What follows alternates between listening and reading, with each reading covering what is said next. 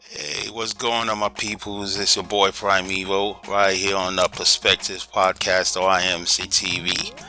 What's going on? Hope everybody's doing okay. We thank you once again for joining us and being part of our show and everything. We want to just kick it off because there's a lot been going on in Africa, in the world at large. But our focus is mainly on Africa and the United States.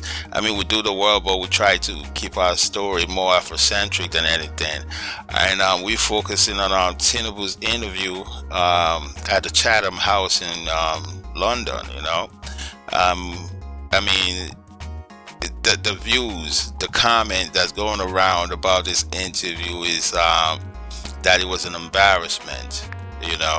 It was just a total embarrassment to Nigeria as a nation, because for people that know the caliber of people the country Nigeria has produced, it's a shame that somebody like that will actually be allowed to step up to say they want to come represent the country.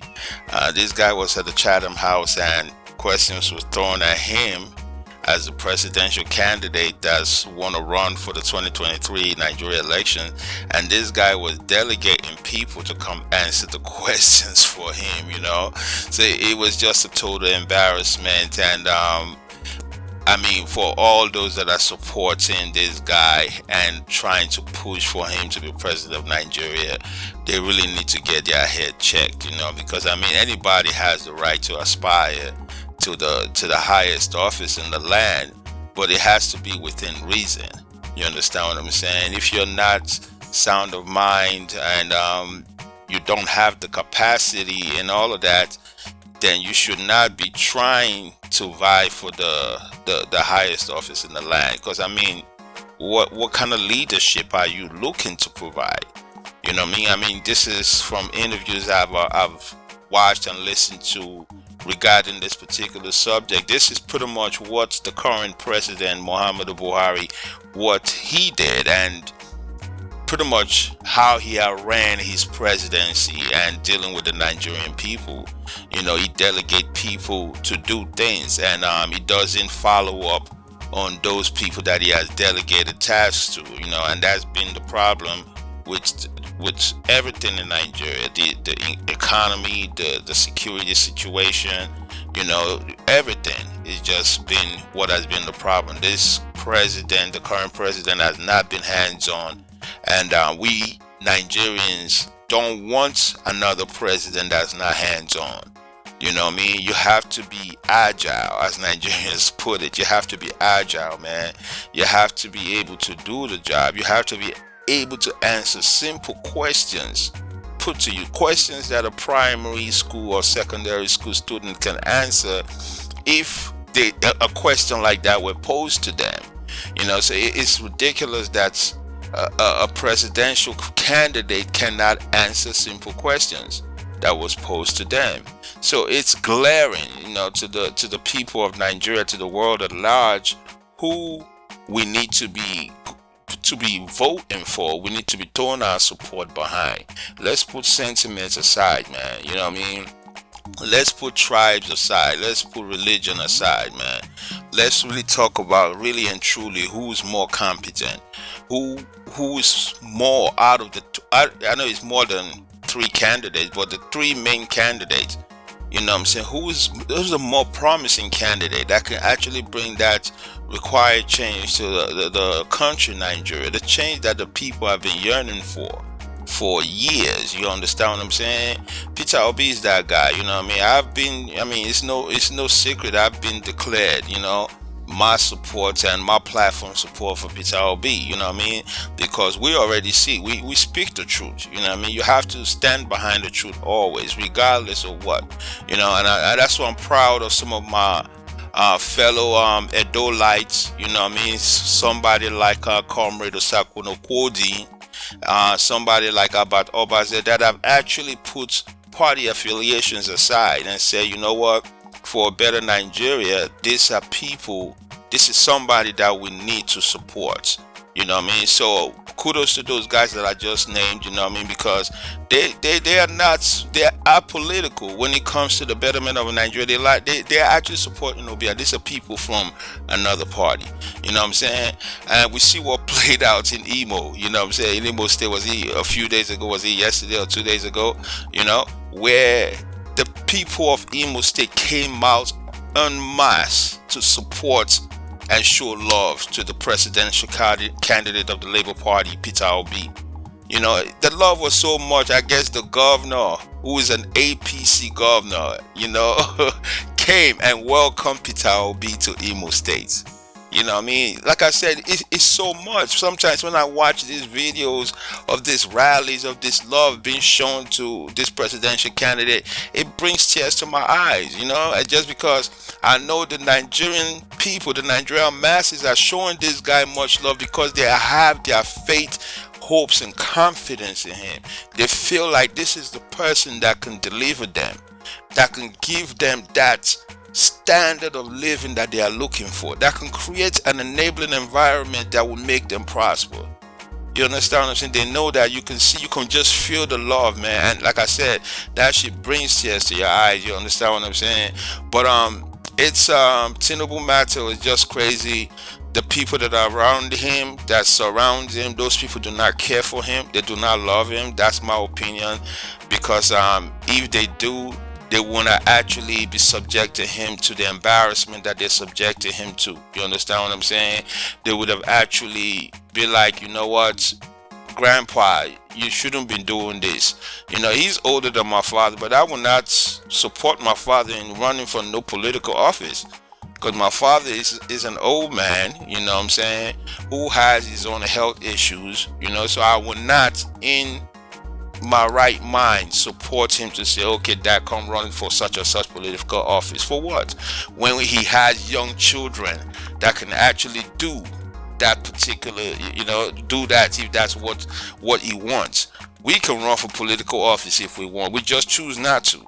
You understand what I'm saying? But yeah, but he has children. Let his children run for political offices. You understand what I'm saying?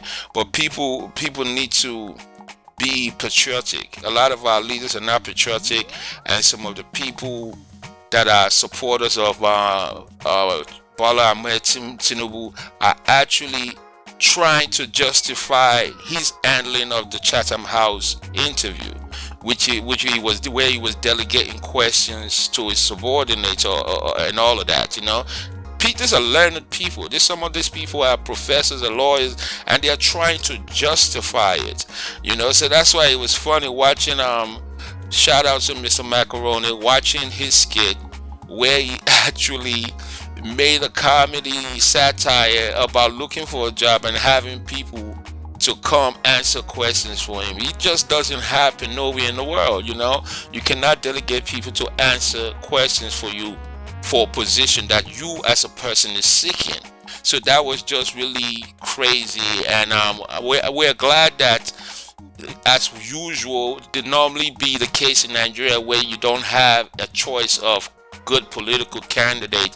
This time around is not the case. We are glad we have Peter Obi as a political candidate, you know what I mean? Somebody that can espouse ideas, and based on his track records as a governor of Anambra State, it can actually bring necessary change to the country at large, you know. So let's leave Tinubu matter alone and move on. There's the video that I saw on somebody sent me the video actually, where INEC workers in Lagos State were actually they said they were copying people's PVC number. I don't know what they were doing with it. They had their phones, you know, and taking pictures of the numbers and recording the numbers or whatever.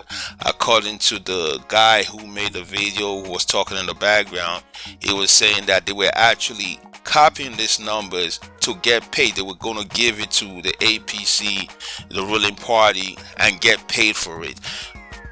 I mean, just watching the video, it was just sad. You know, you can see the video playing right now. You know, I'm playing the video. It's a sad situation, you know, because these are regular Nigerians that are sabotaging the hopes of other Nigerians. That's just pretty much what it is.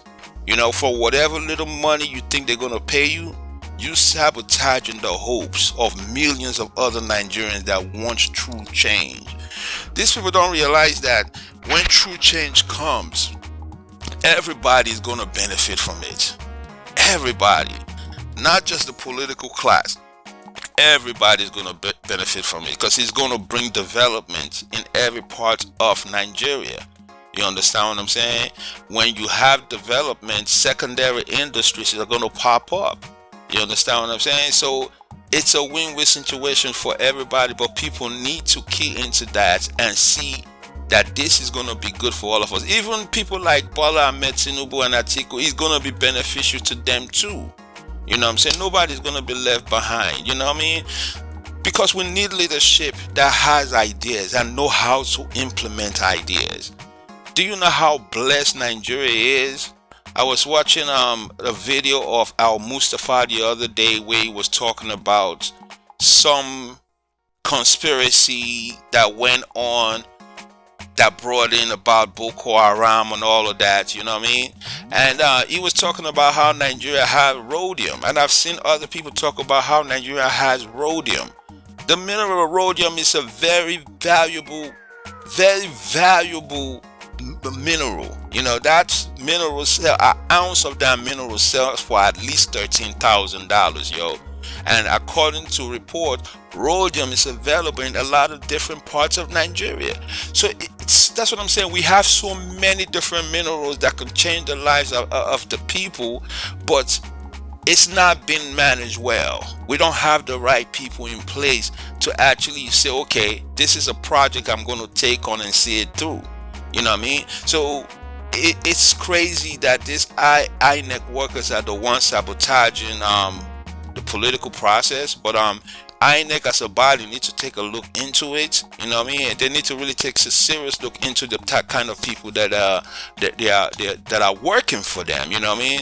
I just to get off track on that, it just brings to mind the interview I just watched with Ambassador Joe Keshi not too long ago, and how he was talking about the local, because one of the journalists asked him about local government's responsibility in the decay of governance in Nigeria, and he said it like local government really doesn't matter because the governors have emasculated them, which is a fact.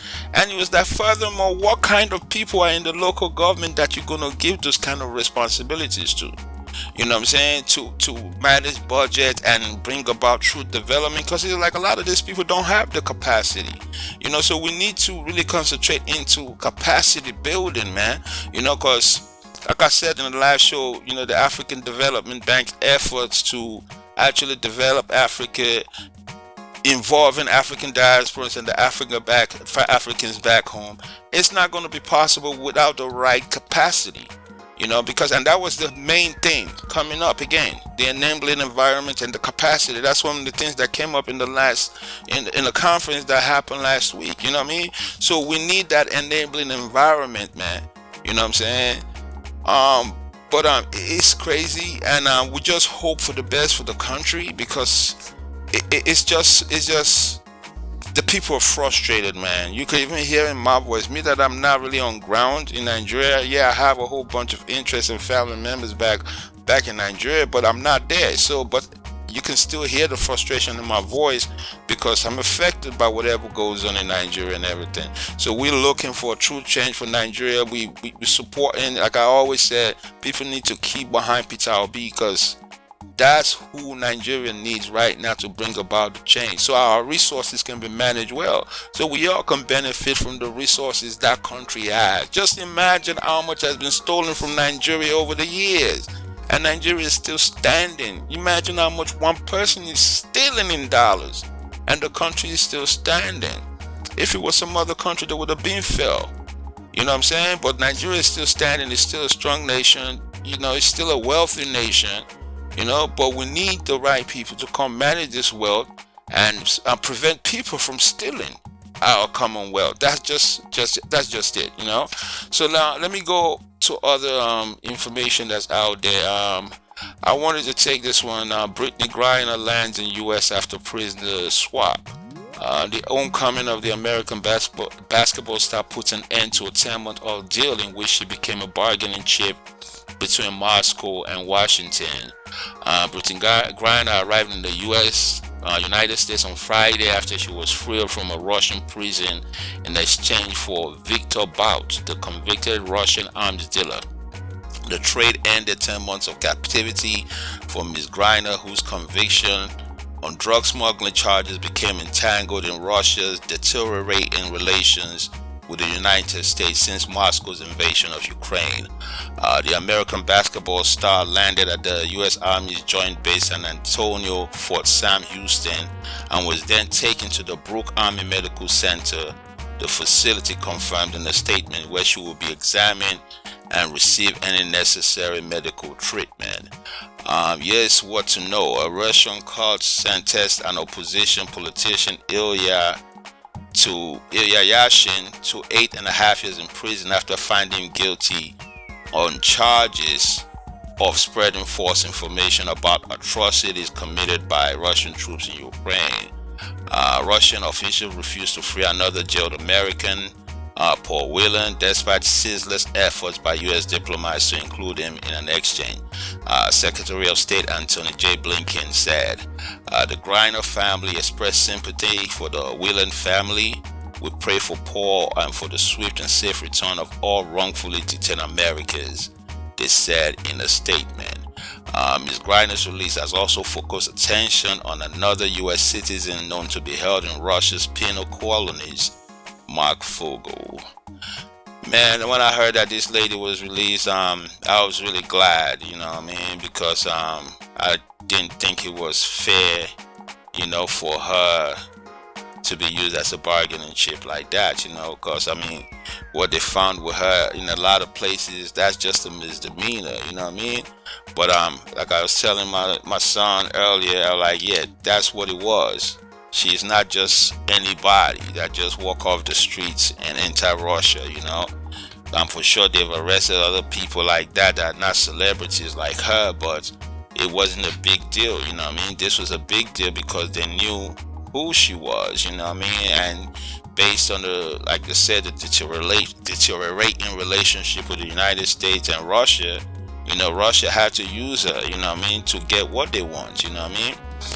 Somebody was saying the guy that they released is a murderer and all of that. I'm like, yeah, the U.S. value their citizens, so they don't really like to leave nobody, you know, outside. And even if it's the body they bring it home, they will bring the body home. That's what I like about them. So they take care of their citizens the way it's supposed to be. You understand what I'm saying? So they didn't care about releasing this person, you know, so they can get their citizen back alive, you know, which is a very important thing. So I was telling my son, I know the Griner family actually celebrating, and the Russian guy, his family is celebrating Viktor Bout. But I'm like, one person that's not celebrating, because my son showed me an article about the DEA that did a 15-year investigation to actually put this guy, Viktor Bout, put him in jail, and how he should be feeling right about now. I'm like, hey, I know he's sad, but Griner family are happy, and Viktor Bout family are happy, so I don't know, you know, but it's just one of those things that happen in the world. Sometimes these compromises have to be made, you know, to bring smiles to people's face. So once again, good thing that Britney Griner is home, you know, and wish her the best in all our future endeavors, you know. Other information we have, other things that we want to address. DBanj, Nigerian musician DBanj, was arrested over the weekend, detained over fraud allegations and connivance with government officials. Nigerian musician Oladapo Oyebanji, famously known as DBanj, has been arrested and detained by Anti-Graft Agency, the Independent Corrupt Practices and Other Related Offenses Commission, ICPC, over fraud allegations. The musician was arrested and detained Tuesday after ICP operatives closed in on him, forcing him to surrender himself at the agency's headquarters in Abuja. The band insider said that dodged summons for weeks, claiming to be overseas for scheduled concerts. each time he was invited to appear for interrogation over allegations. The pop star, a wealthy Nigerian celebrity, is accused of fraudulently diverting some funds earmarked by the Nigerian government for Empower Project, an empowerment program set up by the Nigerian government in 2016 to address youth unemployment and increase social development. Investigators allege that DBanj colluded with some government officials to introduce ghost beneficiaries into the payroll of the scheme. The stipends paid to those beneficiaries were subsequently paid to accounts later allegedly linked to the celebrity. After the musician failed to show up for interrogation despite multiple invitations, the ICPC moved to arrest him anywhere in Nigeria and abroad, forcing him to show up at the commission's office on Tuesday. On arrival, DBanj was interrogated and later detained. His plea for administrative bail was rejected by officials who said the musician could not be trusted to attend his trial if released on bail. This news was actually a sad situation for me. It wasn't because I love DBanj or anything like that. I mean, it's cool or whatever, but it was more or less about how people that's supposed to be there for the people, for the masses. Somebody like DBanj is supposed to speak for the masses because he's a big celebrity. He's supposed to be a voice for the people, and you see somebody like this is actually colluding with government officials to take advantage of the people. And me and my brother talked about this. I'm like, there's no excuse for this. I'm like, Fela could have been the richest musician in Africa, but Fela refused any kind of compromises, and spoke his mind, and even got killed for it. Because all of those tribulations and trials that Fela went through that actually led ultimately to his demise. That's what I believe, because Fela went through a lot, they always imprisoned him and harassed him and all of that, so he had no rest or no peace truly from the Nigerian government. So I'm for sure they approached him and tried to pay him off, and he refused. So those are the kind of people that Africa is looking for. I said that's why the same thing I told him. I'm like, we have people like Mandela for a reason, because those are people that refuse to be compromised, so we always have to stand up for the truth, even if he did it or did not do it. That's really not my concern right now. It's just the point that your name was even mentioned alongside this kind of nonsense. You understand what I'm saying? So it's not the onus is on you not to come prove your innocence, because I'm for sure the government did an investigation before they came and arrest you. And also with the government, then why are they not putting this government officials, why are they not putting them on blast too? Because according to the story, he colluded with government officials. But where are these government officials? Let them be made public too, just like DBanj was made public. Because enough is enough. We cannot keep having saboteurs in our midst, because these are the people that are causing the problems in the country right now.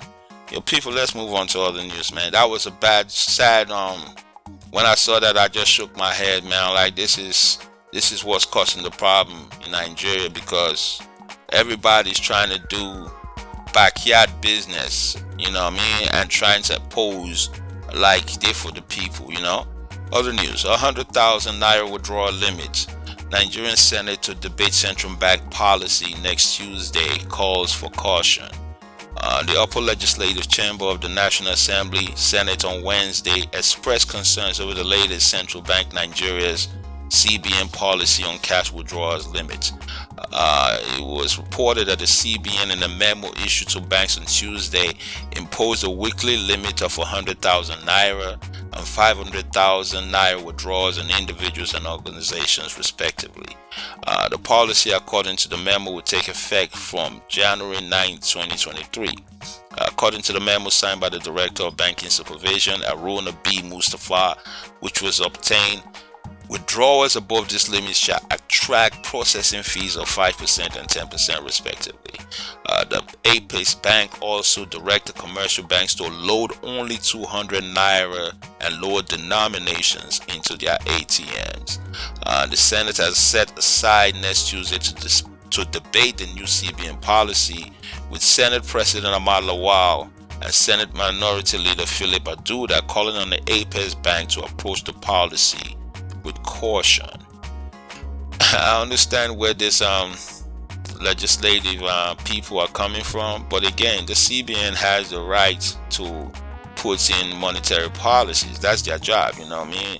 I mean, it's a reason why they're doing all of this, you know, and the Senate as a body should actually be able to work with the CBN to come up with something, you know, because all of this is for political reasons, you know, in order for politicians not to be able to bribe people during the electionary process coming up in a few months. That's what all of this is about, you know what I mean?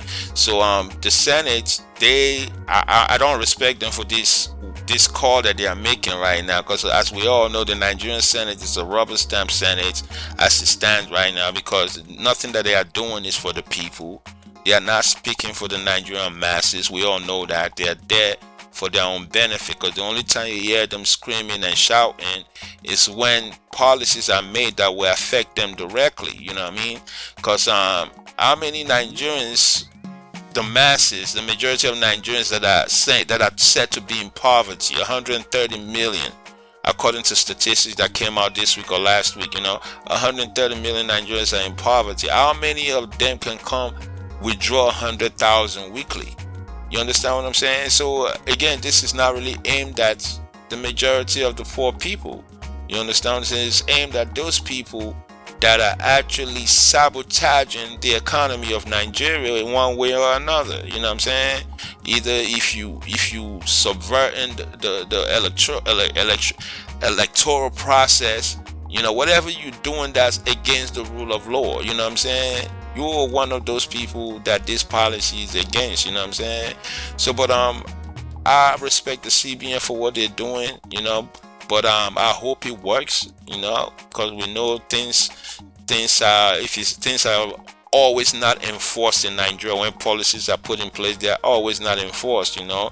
A lot of times it's like somebody just talking just to be talking and make it seem like they're doing something. So I hope this is just not one of those cases. They said they were redesigning the 200 naira notes and the 500 naira notes. They redesign it, you know, they have new notes. A lot of Nigerians don't feel like it's a redesign. They feel like it's a recolor of the notes or whatever, but whatever the case may be. But the CBN, it seems like they are trying to actually change the narrative when it comes to Nigeria as a nation. And we have to give kudos to the CBN governor Godwin Emefiele for his work, you know what I mean? Even sometimes I even wonder if he's the Minister of Agriculture, because of policies that he has put in place, you know, to develop the agricultural sector in Nigeria. You know, so kudos to the central bank, and we hope they keep putting in place positive policies that will bring back value to the naira. You know, this parallel markets with the Bureau de Change, they need to look into that. You know what I mean? Because that's the problem. What I feel is the problem with the valuation of the Nigerian naira, because you cannot have two parallel markets going on. You know, the banks are selling at one rate and you have the Bureau de Change selling at another rate. Oftentimes the Bureau de Change rates are actually better, where people are going to the Bureau de Change instead of the bank. So you cannot do that. Either they are selling at the same rate, or it's just a bank that's facilitating this foreign exchange transaction, as it is done in most countries and the US where I'm residing, you know. So but that's that. The Senate need to take up more causes that are actually beneficial for the people, like the statistics that came out about the poverty rate. Those are the kind of things that need to be debating about the way forward and how to address those kind of take 130 million people out of poverty, because I mean that's a high number, man. That's why we keep having the problems we're having in Nigeria right now. So those are the kind of things this Senate and the House of Reps need to be looking at, instead of always talking about things that just benefit them as lawmakers. Other things going on in our world. Time magazine names Ukraine leader Zelensky Person of the Year. Time magazine has named President Volodymyr Zelensky of Ukraine, as well as the Spirit of Ukraine, as his 2022 Person of the Year. The magazine gives Zelensky the honor on Wednesday for the country's resistance in the face of Russia's invasion, calling Zelensky's decision to remain in Kiev and rally his country amid the ongoing war faithful. Times editor-in-chief Edward Felsenthal said this year's decision was the most clear-cut in memory. Barron's report. Since Russia's February 24 invasion, Zelensky has delivered daily speeches followed not only by Ukrainians but by citizens and governments around the globe. He has appeared on the front lines and recently celebrated in the streets of Kherson when Ukraine pushed Russia from the critical southern city. Announcing the winner, Felsenthal wrote, "His information offensive shifted the geopolitical weather system, setting off a wave of action that swept the globe." Whether the battle for Ukraine fills one with hope or with fear, Volodymyr Zelensky galvanized the world in a way we haven't seen in decades. Zelensky shares the 2022 title with the Spirit of Ukraine, which Felsenthal said was embodied by the countless individuals inside and outside the country who fought behind the scenes, including everyday people such as chefs and surgeons. This was a good one, for President Zelensky and the people of Ukraine, because you can't knock them, man. They're doing what they need to do, to keep their country intact, to keep their heritage intact, you know what I mean? Because nobody shall allow anybody to come run them out of their house. You understand what I'm saying? You have to stand up and fight, So that's what it is. If anybody that allow anybody to just come take over their place without a fight is pretty much like a sucker, right? Yeah, but that's what it is now. But Zelensky, this is a deserved honor for Zelensky and the people of Ukraine, and we say kudos to them, and we say for them to keep fighting for their rights, for their freedom, for their land, their heritage, and for their home. Other news, people. Over 240,000 Nigerian children are suffering from malnutrition in Buhari's home state, according to the UNICEF. The United Nations Children's Fund, UNICEF, has raised alarm that over 245,300 children who are under 5 years in Katsina state, northwest of Nigeria, are suffering from severe acute malnutrition and need immediate treatment. Katsina is the home state of President Muhammadu Buhari, who has been in the saddle since May 2015. The UNICEF chief of the Kano field office, Rahama Mohammed Farah, disclosed this at a meeting for the review and dissemination of the Multiple Indicator Cluster Survey, MICS, on Wednesday in Katsina, lamenting the worsening nutritional situation of children aged 6 to 59 months in the state. Mohammed Farah said daily severe acute malnutrition cases on admission has increased an average of about 2,000 cases of admission in a month. He said based on the preliminary findings from a recently completed SMART survey across Katsina state, an estimated 245,300 children under 5 are suffering from this syndrome and need immediate treatment. In terms of ensuring minimum dietary diversity in children's feeding, Katsina state has significantly declined from where it was 10 years ago, he explained. The nutritional situation of children aged 6 to 59 months has worsened with the continuing increase of daily severe acute malnutrition cases. Yeah, this is sad. I mean, last week we were talking about President Muhammadu Buhari's wife who jailed a student because the student said she had gotten fat, since the 8 years or 7 or plus years since her husband became president. From what she was to now, she has gotten fat because they are eating the wealth of Nigeria. And like I said, that guy's comment was apt. He was saying the truth. There was nothing wrong with what he said, according to my take on the last podcast. And this is another confirmation right here. The president of Nigeria, where he comes from, his home state, that's where you have this kind of malnutrition going on, this kind of disaster. You understand what I'm saying? And that's why we tell our people, our Nigerians, in this upcoming election, let me go politicize it now. Do not go vote for tribe or religion. Okay? Do not vote for tribe or religion. You understand? You'll be a fool to do that. Because we have seen that voting for tribe or religion has done Nigeria no good.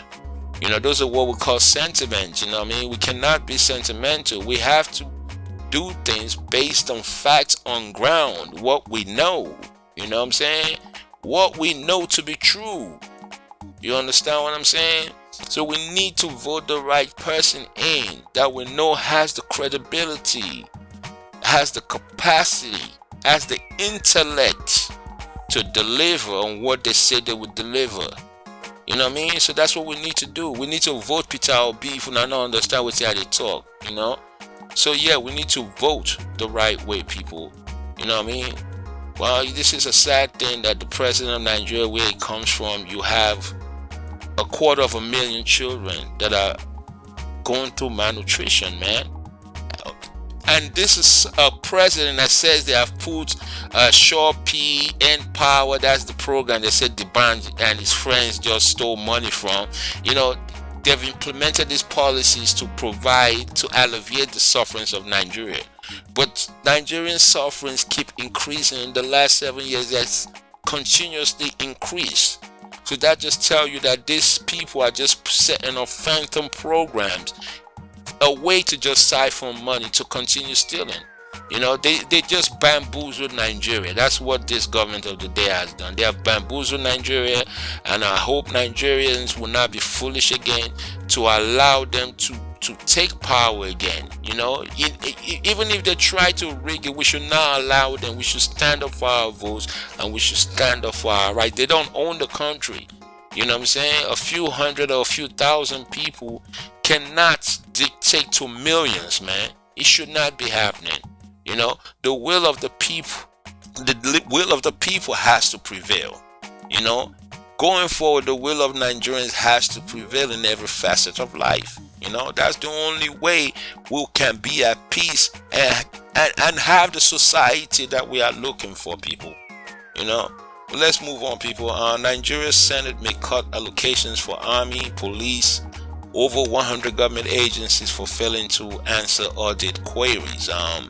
The Nigerian Senate on Wednesday threatened to withhold the 2023 capital budget of 100 federal ministries, departments, and agencies until they answer the queries against them by the Auditor General for the Federation.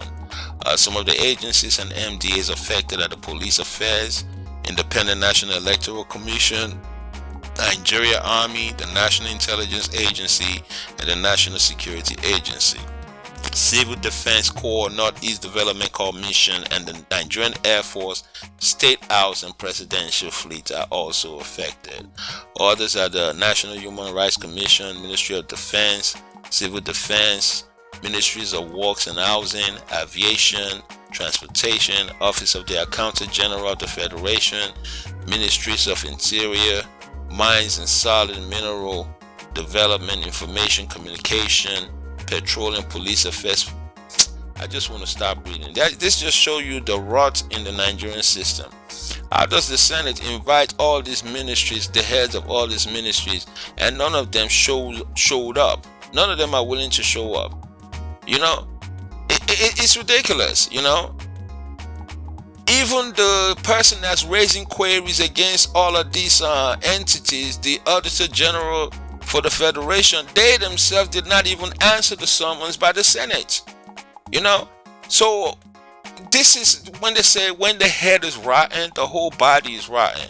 This is what I'm talking about. Like when you have a president that's not hands-on, that's delegating to people that have no clue. We voted you, Buhari, but you sending people to go do the work, people that we did not vote, and you sending them to come tell us what happened instead of you to come tell the country what happened, you know. So that's the problem we are having, you know what I'm saying? We have a lot of round holes in square holes. So is that how they say it? Round pegs in square holes. Excuse me, people. You know, we have a lot of that, you know what I'm saying? So that's why we are not seeing any progress in Nigeria right now. So we need to change that mindset. We need to change that way of doing things, because it has not helped us and it will not help us. It's just like just chasing our tail round and round. It's foolishness to keep doing the same thing and you keep getting the same result, and it's not the result you are looking for. You know what I mean? Let's move on, people. Germany security services for a coup arrest 25 suspects, including ex-military and police personnel. Germany's security services have arrested 25 people in raids across the country on suspicion of plotting to overthrow the government. The group of far-right and ex-military figures are said to have prepared to storm the parliament building, the Reichstag, and seize power. More than 130 searches were carried out in Germany and several neighboring countries in one of the largest counter-terrorist operations in the nation's history, according to the German media. Those arrested included former members of the military and police force, as well as a Russian national. They are suspected of conspiring to depose the current government in Berlin by force and reinstate a regime modeled on the German Reich of 1871. Multiple raids in the early hours of Wednesday involved some 3,000 German police officers storming apartments in 11 of the country's regions, authorities revealed. Reports that the group members are said to be adherents of the QAnon ideology, who believe Germany is currently being controlled by the deep state. Having started their preparations for a coup back in November 2021, the suspects formed a military wing and were actively attempting to recruit military personnel currently serving in the Bundeswehr. I guess I hope I'm saying it right. Apart from storming the country's parliament, the Bundestag, the taking lawmakers hostage, the suspect also alleged intended to target Germany's energy infrastructure in the hope of triggering civil war-like clashes. I don't know why people just keep contemplating evil, I don't know why people just sit down and just be planning evil, But it's well, man, I hope the law in Germany takes its course against those saboteurs that's trying to bring the country's values and the country's system down. But it's crazy. Evil people everywhere, man. Oh God. It's crazy, but that's what's going on, people. We don't want to do too much. We don't want to talk too much. But thank you for joining us, supporting us. But Nigerians, Africans, we need to do the right thing. You know what I'm saying? And continue to support us and continue to take the right actions and speak out. You know what I mean? But we thank you for supporting us right here on IAMC TV. This is the Perspectives Podcast with your host PrymEvyl. Thank you again. Continue to look out. We have a new show coming out. Let me not say some. It's a new show coming out. Y'all gonna see it. I don't want to say anything now because everything is still processing and everything. So I don't want to say something and it don't happen. You know how that go. But look out for a new show that we're putting together. You know what I'm saying? It's gonna be on a whole different level. It's not a news show, but it's a talk show as usual, but a little different from what we're doing right now. So again, we thank you people for tuning in and joining us. Continue to support us. Check out the website IAMCTV.com. Make sure you check out the radio.iamctv.com. Continue to support us, people. One love from Atlanta, Georgia, yo. One.